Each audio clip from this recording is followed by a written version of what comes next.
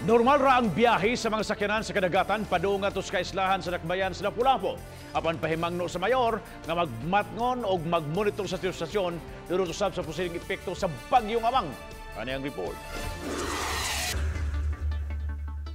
Naabda namong kini mga pasahero nga naglinya sa pantalan sa Angasil, Barangay Mactan, Lapu-Lapu City. Gikan silang nanambong sa Sinulog Festival kahapon. Wa kaayo nagnabigar ang mga sakayan labi na ganinang buntag busa midag sa mga pasahero. Suma ni Pablito Umpad ang operator sa mga sakayan nga nagduha-duha sila pagtabok tungod sa posibleng epekto sa bagyong Amang.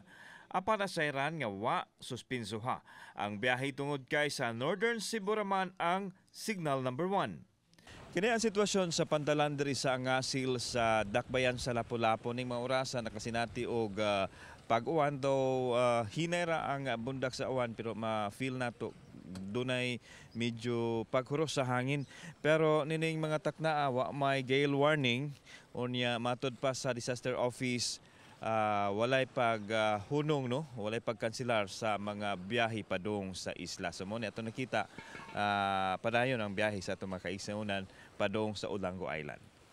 Okay ra andagan sa among pagbiyahe pero magmatngon gyud kay saon na leak. Ang panahon mura git-git man nya naguwan-uwan. Giklaro sa operator nga bisan og way gale warning magpaniid gihapon sila sa panahon. Oh, nalangan among gipamadan kay ingon ano siya bagyo kuno ron. Northern Cebu disaster okay ra man kuno but still nag-amping gyapon mo. Oh, amping.